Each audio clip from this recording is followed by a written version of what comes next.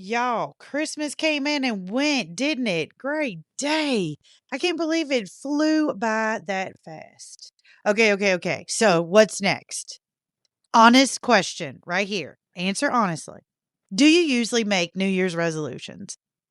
Because every year about this time, the whole world seems to start buzzing about fresh starts and big plans and all the things people are going to finally change when the calendar flips. I really do love that part. I mean, wanting to grow is a beautiful thing. Wanting better for your life is a good thing. But if we're being honest, most of that excitement fades quicker than any of us ever expect it to.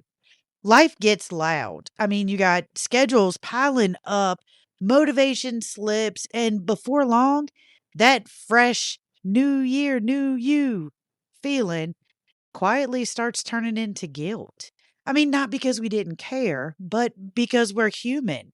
And after a while, that cycle starts messing with your confidence. You begin to feel like you can't even trust your own promises, like you're already behind before you even started. And who really wants to feel like that? I've been thinking about that a lot lately, about how the pressure to get it all together can actually make us feel more tired than hopeful. And that's why today isn't about making a list or setting a bunch of rules for yourself. It's about slowing down long enough to breathe just before the year changes and checking in with your heart instead of jumping straight into expectations. This feels like a moment for grace. Looking back with gratitude and moving forward with hope instead of pressure, noise, and hype. Because I don't think we need more noise going into a new year. I think we need more intention, more honesty with ourselves, and a gentler way forward that will actually last longer than a week or two. And if you've ever wanted to grow without burning out or moving forward without beating yourself up along the way, then you're exactly where you're supposed to be right now. All right, y'all, welcome back to Unscripted Conversations. If this is your first time hanging out with me, hey, I'm Ashley from Simply Blessed Designs. And around here, we keep things honest, simple, rooted in real life. And did I say honest? No pressure, no perfection, just a whole lot of heart, a whole lot of hope, and the kind of conversations that just hit you right where you're sitting right now. It's kind of crazy how that happens. I think a lot of that, well, I know a lot of that is God. He lets us hear and feel what we need right at that moment. And if you've been here for a while, you already know this is a safe place to breathe, to think, and to go and grow at your own pace. Today's episode is called A Year of Grace, looking back with gratitude and forward with hope.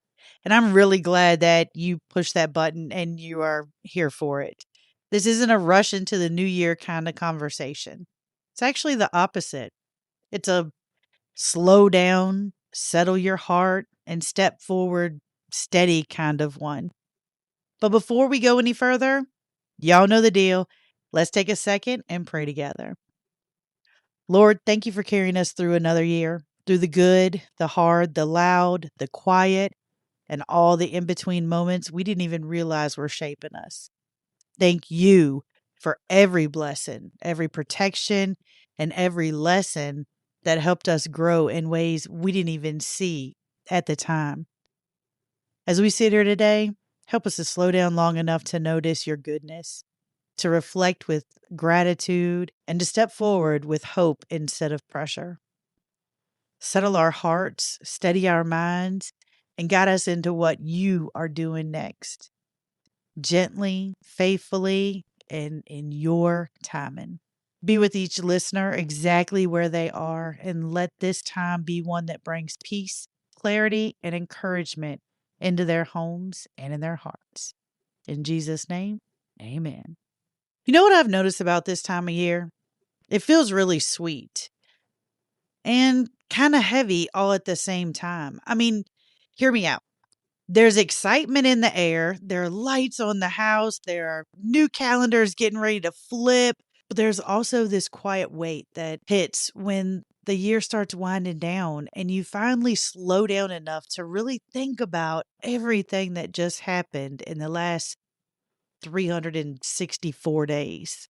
It's almost like your heart starts replaying the year without even asking your permission. You think about conversations that you've had, choices you've made, prayers you whispered, and things you were really hoping would look different by now. And nobody talks about that part because we're usually so focused on talk about new beginnings and fresh starts. But the truth is, a lot of us are walking into those fresh starts carrying a whole year behind us. Some of us are proud how far we've come, and some of us are still waiting on things we thought would have happened already. And most of the time, those two feelings are sitting right side by side in that same heart. I've had so many moments this year where I've looked around and thought, wow, huh, look what God has done.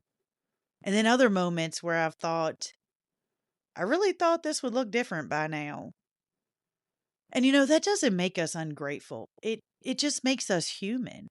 It means we're growing in real life and not just hiding behind a screen on social media. Look what I did. And that's exactly why ending the year with grace matters so much to me. Not pressure or shame, not even a long list of things we think we failed at. Grace for what went right, and grace for what didn't, and grace for the parts of the story that are still being written. Because the way we close a year really does set the tone for how we step into the next one. And I don't know about you, but I don't want to step into a new year carrying regret or guilt or even unrealistic promises. I want to step into that new year full of gratitude and hope and a strong, steady heart. And that's exactly what we're going to start getting together today. So once you slow down enough to actually notice how the year felt, the next thing that usually sneaks in is that little voice that's keeping score. You know the one I'm talking about. It starts reminding you of all the things you meant to do, the plans that didn't work out, and the moments you wish you could go back and just tweak a little bit. And if you're not careful, you can spend the whole last week of the year feeling like you came up short.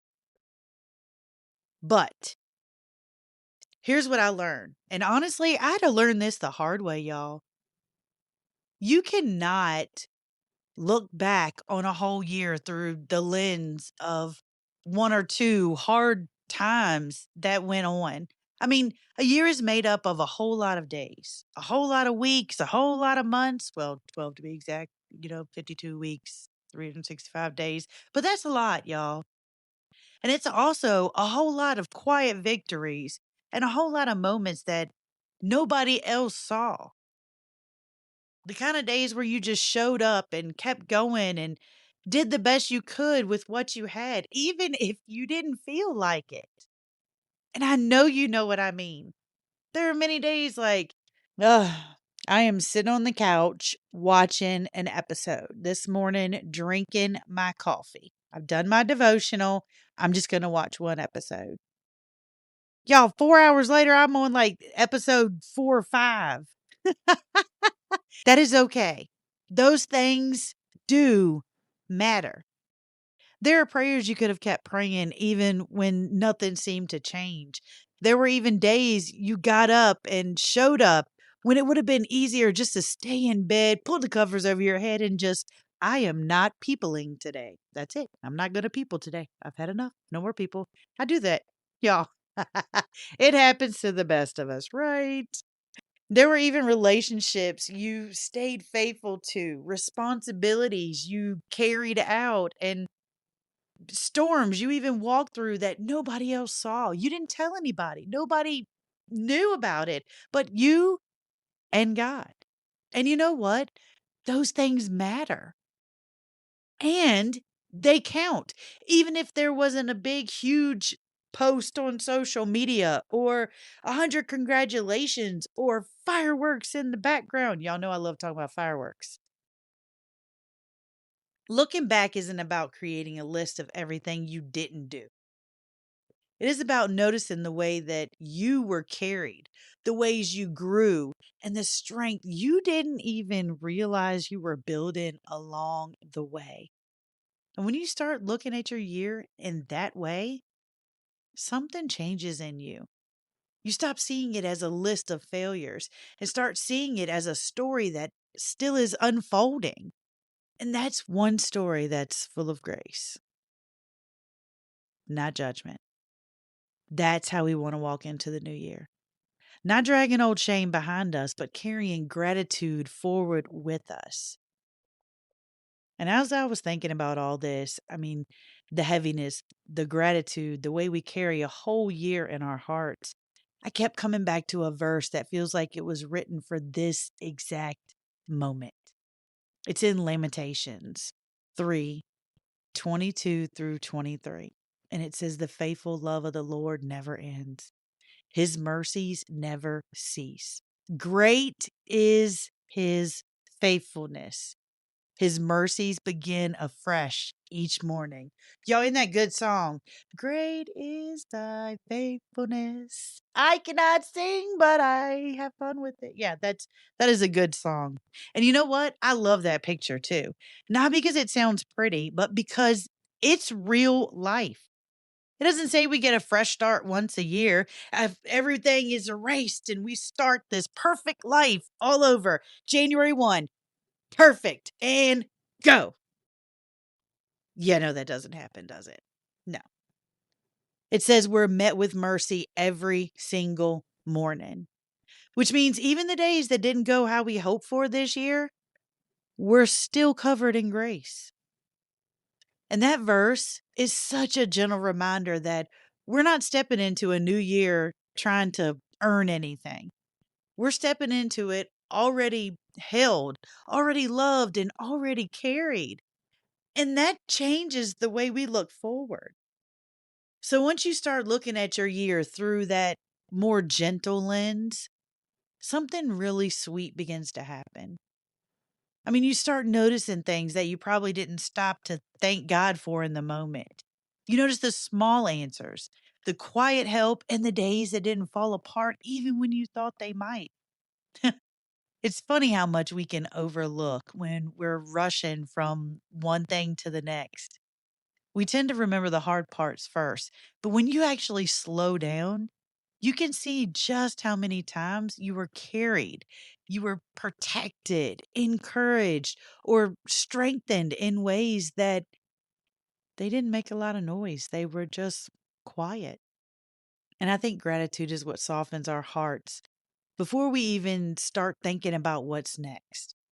It steadies us, it reminds us that we've already been walking through grace long before we even sat down to make plans.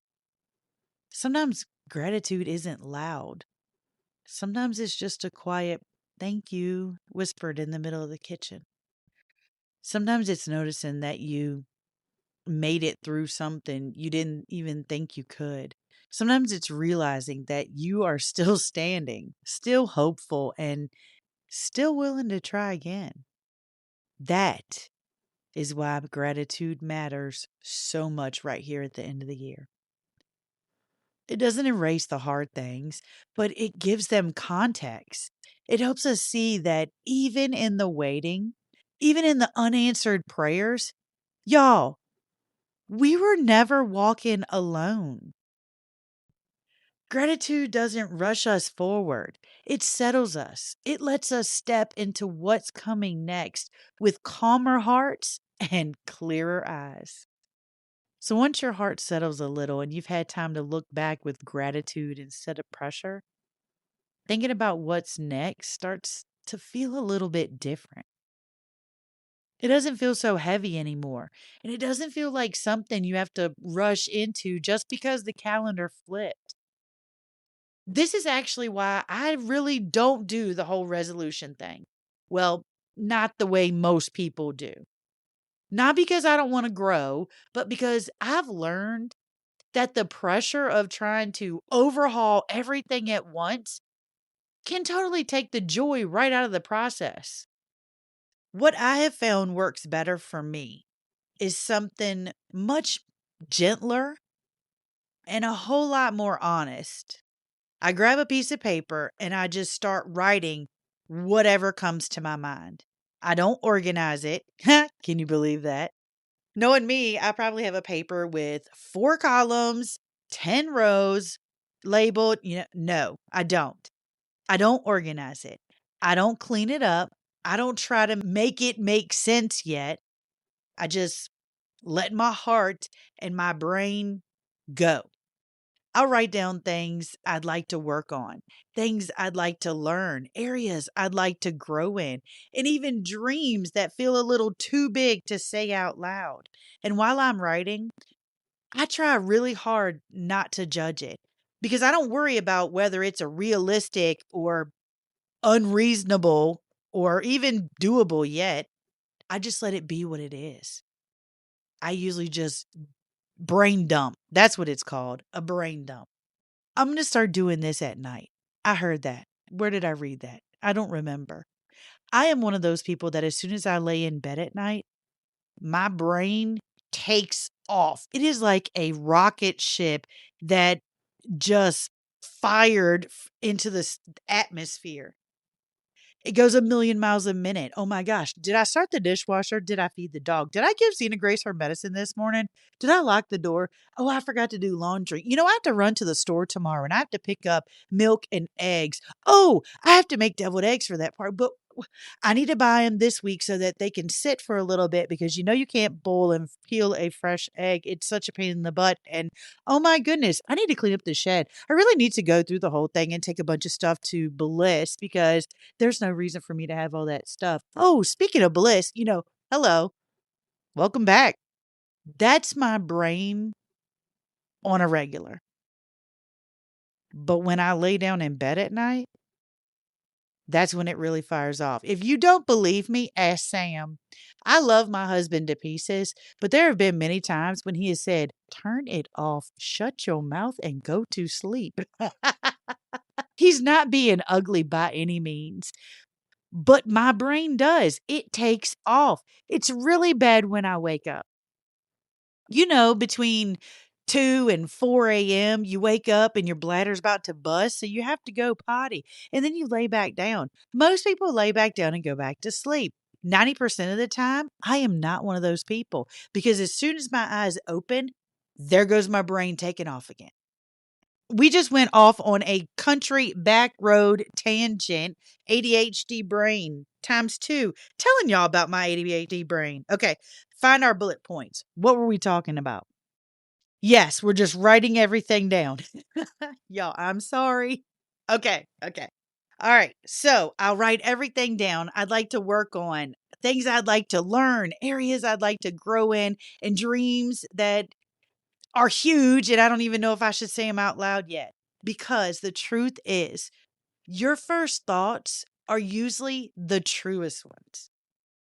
And when you do this, you just start noticing patterns. You see what really matters to you, not just what you feel like you're supposed to care about. And this isn't even about building a plan yet. That'll come later. This is just about giving your heart and your brain room to breathe before you try to give it direction at all. Okay, so once you've got everything out of your head and onto paper, I got quiet for a second because I'm like, I don't think I ever get everything out of my head and onto paper. But when you look down as you're brainstorming, it's like a little bit of weight lifts off your shoulders. Or either you laugh. Yeah. You're looking down at this paper and there are marks and scribbles and words everywhere. And you're just sitting there looking at it like, what am I going to do with this?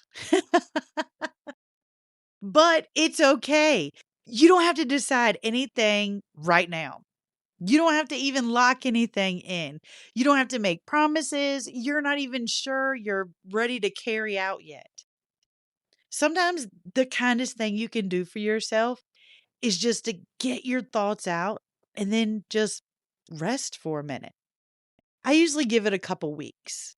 I let that list sit on my desk or in the inside of my planner. Just for the record, I went from 4 planners to 1 planner this year. Yes, I combined everything in 1 planner. I am so excited about it. Oh my goodness. Okay, sorry. Where were we at? Yes, I have to y'all, this is why I have bullet points. I have a title, I have different bullet points. Yes, yeah. You know. Okay, so I give it a couple weeks. I let it sit on my desk or in my planner, and I'll glance at it here and there, not to judge it, but just to notice it. And little by little, certain things, certain words or phrases, they'll start standing out to me. And then that's when you begin to see what really matters to you, what feels heavy, what feels exciting, or what your heart keeps circling back to. And that's where clarity starts to grow, not from pressure, but from patience. And this part isn't even about organizing yet. It's about listening to your heart tell you what it's ready to work on and what it might need to heal from. Because growth doesn't start with a perfect plan, it starts with awareness. And awareness starts when you give yourself permission to slow down. Before we wrap this up, I want to circle back around to this whole idea of New Year's resolutions because I think that's where we've gotten a little turned around over the years. Most of the time when we hear resolutions, our minds go straight to memberships, diet plans, all the things we're going to suddenly become better at overnight. And y'all, there's nothing wrong with wanting to take better care of yourself or building healthier habits. Those things matter so much. But a couple years ago, my preacher shared something that completely changed the way I look at the new year. And I've never really gone back to doing it the same way since. He talked about how we spend so much time trying to fix our habits, but not nearly enough time paying attention to our hearts. And how if the heart isn't steady, the habit's never going to stick anyway. That hit me like a ton of bricks because I realized I don't want another year of big promises that fade away by February. I want a year where my focus is deeper than my schedule. And that's kind of crazy. Yes. But we're fixing that this year. We're going to thin it out a little bit this year. I want a year where I'm growing on the inside just as much as I'm changing on the outside. So instead of making a long list of do better, try harder, don't mess it up this time, I started thinking differently. I started asking myself better questions. I started paying attention to what my heart really needed to grow in, not just what sounded good in January. And that's what these next couple of conversations are going to be about. No hype, no pressure, just real steady growth that lasts longer than a few weeks. So grab a piece of paper, brainstorm, get everything on that paper off your heart, out of your mind, and you come back here next week because I'm going to give you a different look on quote unquote resolutions. Lord, thank you for walking with us through this year, through the busy days, the quiet moments, the prayers we whispered, and the answers we're still waiting on. Thank you for your patience with us, for your mercy that met us every single morning, and for the grace that carried us when we felt tired or unsure.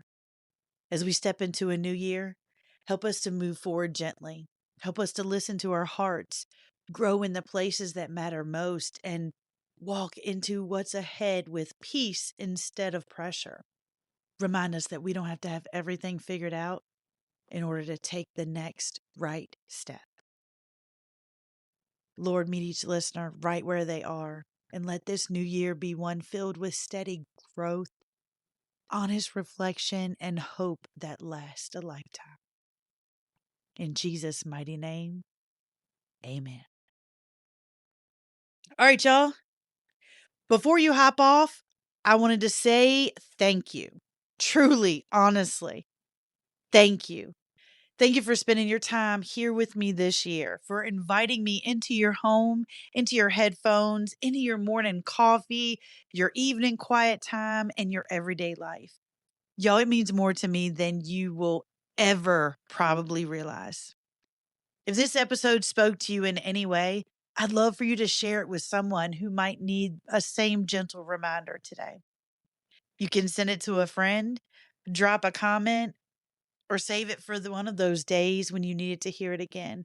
And be sure to head over to simplyblesseddesigns.com. Whether you're looking for recipes, Bible studies, DIY projects, or just a little inspiration for your everyday life, there's a whole lot waiting for you over there. And when you sit up and watch that ball drop tonight, just know that you're walking into a new year covered in grace, already surrounded by hope, and already held by more love than you can see. December 31st wraps up season 2, episode 31. Next week, we're going to start season 3. New year, new season, new episode. But we're going to continue with this one. I'm going to talk you through how I do my quote unquote New Year's resolutions. And as this year closes, I just want you to know you made it. You made it through the hard, the healing, the learning, and the growing. God was faithful in every step, even the quiet ones. May 2026 meet you with peace, fresh hope, and prayers already in motion. Happy New Year, my sweet friends. Thanks, y'all.